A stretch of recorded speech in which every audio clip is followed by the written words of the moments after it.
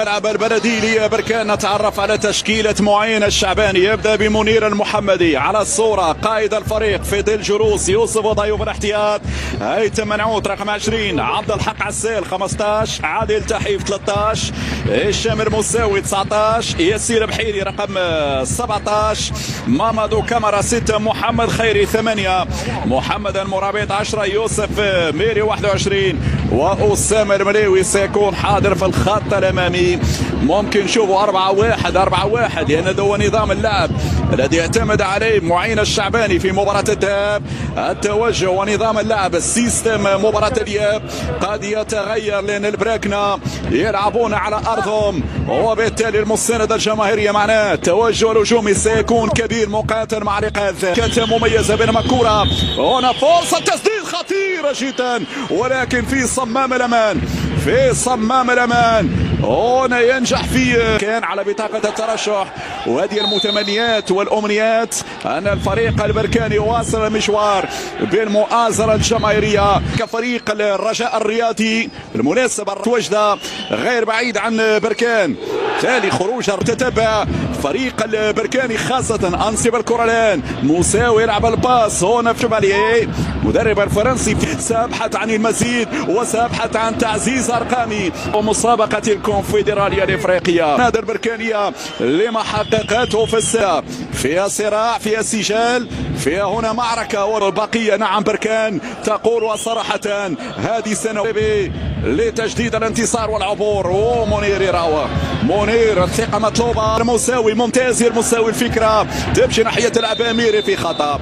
حكام الجنوب افريقي متوقع بين لاسيك سيعمل ضغط متقدم، كان متوقع بين لكل اللاعبين خاصة في هذه الفترة صحيح، بس وهذا الاندفاع وهذا الضغط المتقدم شكلية لفائدة لاسيك. ومنير بعد أرضية المساوي لازالت بركانية، المساوي يتقدم، المساوي 1 ضد 1. المساوي أين يلعب؟ ماذا سيفعل البينية بخارج القدم؟ بطاقة كارت اصفر اول في المباراة. عن التوتر ترفع الكرة على القائم الثاني، ياسين وبالراس. من يتبنى الافضلية في الكرات الثانية على مشارف المنطقة بالراس للدوري المغربي. هذه الكرة واصلة والتغطية الدفاعية بعد ذلك تصل الى ركنية. ثاني الركنيات فريمان. هذه ممكن العرض ما يسددش. هذه الكرة لا زالت صعبة. العرض على الطرف الايمن، هل تاتي العرضية بالكعب؟ يا سلام، منعوت العرض اليمنى. لاسيك يندفع طبيعي جدا لانه خسر مباراة الذهاب. هنا يعطي تمرير على الطرف الايسر، لا زالت بركانية، وصل على الطرف الايمن، قدر الله ما شاء فعل. جيحة يعني المسؤولية مشتركة بين المدرب الخائي من مباراة الذهاب وليس حوار الاياب. الذهاب اختار الطرف الايمن،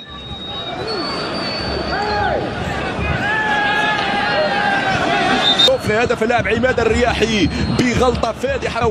يرفع كرة المساوي ولا زالت بركانية، والتسديد تلمس المدافع واللمسة موجودة والدخول موجود والتسديد في ضربة جزاء. بينالتي للنهضة البركاني. أبو نجيل صفر من دون تردد. فلماذا الاحتجاج؟ هو شاف بعينه، هو كان قريب، هو عاين عن قرب، هو تابع التحركات، التمركز مثالي. القرار ماذا؟ ليس هناك ضربة جزاء. في النهاية عدل القرار، يعدل ديارا سوبا. مرفوع الكرة على القائم الثاني للاسيك. هذه صعبة.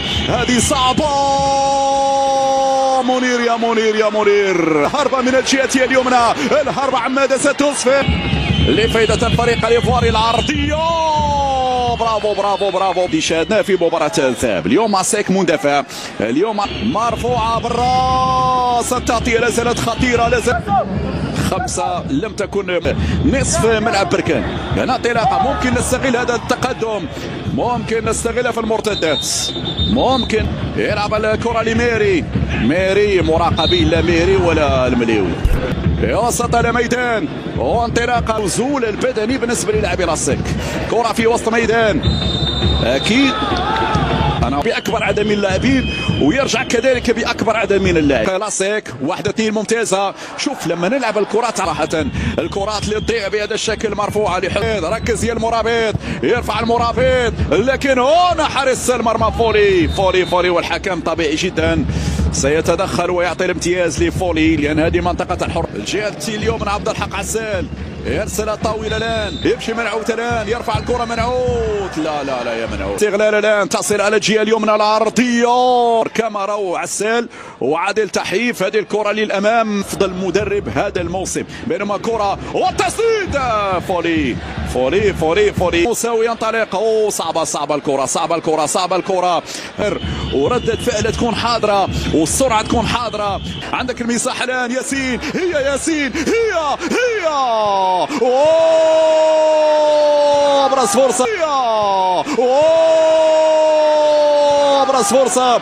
المليوي كان قريب جدا المليوي سدد بقوه كنترول من ياسين. هذه ياسين مرة تالية ممكن حذري من العرضيات منير يا منير سالم الان داكرو الدخول بهذه الكيفية. ياسين يرفع كرة داخل المنطقة الرأسية بعد ذلك المناورة حاضرة بعرضية تظهر كثيرا هنا ممتازة. هذه جول افتك الكرة بالكابرايا وتسديد جول. روعة يا بركان روعة يا النهضة روعة يا الرينيسانس سبورتيف دو بركان. أسامة المليوي في منتهى الروعة يسجل الجول ويريح أعصابنا يريحنا ويطمنا ويقرب البعيد. المغاربة يساندونكم. مرر الكرة بشكل ممتاز على الجهة اليمنى وتسديد على عناصر لاسيك التسديدة. هذه الكرة في الجهة اليسرى العرضية